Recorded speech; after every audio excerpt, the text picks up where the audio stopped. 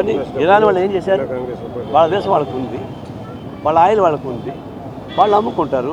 దాన్ని మిగతా ఆయుధాలు ఉండకూడదు అంటారు. మరి ఆయుధాలు లేవని చెప్తున్నారు వాళ్ళు. అయినా సరే అమెరికాని క్వశ్చన్ చేసేవాళ్ళు ఎవరు దేశ భూభాగం ఉండడానికి వెళ్ళే. అమెరికాని ఎవరు క్వశ్చన్ చేస్తే ఆ దేశ అధ్యక్షులు కానీ ప్రధానమంత్రి ఉండడానికి వీల్లేదు. పర్సపెట్టి చంపుతూ ఉన్నారు కదా. ఒకప్పుడు చిలీలో సోషలిస్ట్ గవర్నమెంట్ ఆలయం చంపేశారు, ఆ తర్వాత ఇరాక్లో సద్దాం హుస్సేన్ చంపారు, వెనుజులాది ఇట్లా చేశారు. ఇప్పుడు ఖొమైనీని చంపుతున్నారు. అంటే నన్ను వ్యతిరేకిస్తావా, నువ్వు నా బానిసగా ఉండు అని డిమాండ్ చేస్తూ ఉన్నారు. అంటే ప్రపంచవ్యాప్తంగా పోలీసు డిక్టేటర్ లాగా ట్రంప్ వ్యవహరిస్తూ ఉంటే, ఆయా దేశ ప్రజానీకానికి ఎన్నుకున్న ప్రభుత్వాన్ని పడగొడతా ఉంటే ఇంకెవరిని పడగొట్టాడు? రేపు ట్రంప్ మోడీ కూడా నాకు అన్యాయం జరుగుతూ ఉంది, మాకు టారిఫ్ విధిస్తున్నావు, మాకు 1,60,000 కోట్ల రూపాయలు నష్టం వచ్చి పని చేస్తామని అడిగితే నేను కూడా చంపేస్తాను. అంత భయపడాలనా? ఇందిరాగాంధీ భయపడలేదే. బంగ్లాదేశ్ వారప్పుడు ఇందిరాగాంధీ బెదిరించారు అమెరికా వాళ్ళు. అంటే నా దేశం నా ఇష్టం, నీ చేత చేసుకోపోయింది. ఒక మహిళగా ఉన్న ఇందిరాగాంధీకి ఉన్న ధైర్యం ఇంత పొడుగు అంత వెడల్పుండేది లేదా? ఏనుగంత మనిషికి ఏనుకంత గుండెకాయ ఉంటుందా? ఇదే మన ప్రధానమంత్రి ధైర్యశాలి, మీసాలు తిప్పి మాట్లాడుతూ ఉంటాడు. సిగ్గుండాలి, మనకు సిగ్గిపోతూ ఉంది ఈడ మన ప్రధానమంత్రి అని.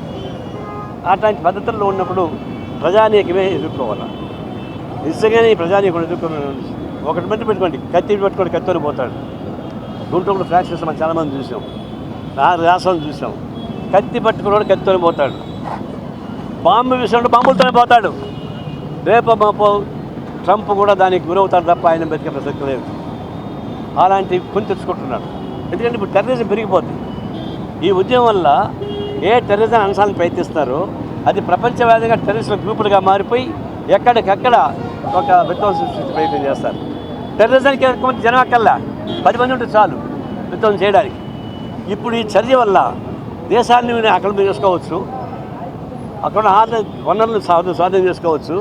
అంటే ప్రపంచవ్యాప్తంగా టెర్రరిస్ట్ యాక్ట్ పెంచడానికి ఉపయోగపడేటువంటి ప్రమాదకర ధోరణులు రాబోతున్నాయి.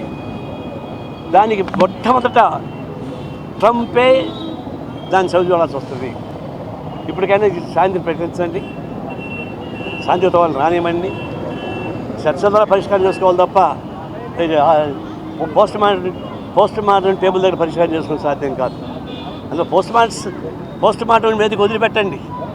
ప్రపంచ శాంతి కోసం అంతా కలిసి మాట్లాడదాం, పరిష్కారం చేసుకోవాలి తప్ప ఇలాంటి దౌర్జన్యం ఉంటే మనకే వస్తుంది. మన దేశానికి ఇప్పుడు ఎట్ట నష్టం అయింది, ఇప్పుడు స్టార్ట్ అయిపోయింది. మన దేశ ప్రజానికాన్ని కాపాడుకోలేకపోతున్నాం. ఆయిల్ రానియకుండా మొత్తం సీజ్ అయిపోతూ ఉన్నాయి. అది మనకు ఆయిల్ రాకపోతే మన పెట్రోల్ ధర పెరిగిపోతుంది. పెట్రోల్ ధర పెరిగిపోతే ఇంకా మిల్క్ ప్రొడక్ట్స్ మొత్తం పడిపోతాయి, పెట్రోలియం ప్రొడక్ట్స్ మొత్తం పెరిగిపోతాయి. చివరికి మనం డైరెక్ట్గా విక్టిమ్ అవుతున్నాం. అందుకనే భారత ప్రజానీకం క్షేమం దృష్ట్యా ఇరాన్ పైన యుద్ధాన్ని ఆపి శాంతియుత పరిష్కారం చేసుకొని కోరుతున్నాం. లేకుండా పోతే ప్రపంచవ్యాప్తంగా ట్రంప్కి వ్యతిరేకంగా ప్రత్యక్ష పోరాటం సాగించారు కూడా సిద్ధపడతామని చెప్పి హెచ్చరిస్తూ ఉన్నాం.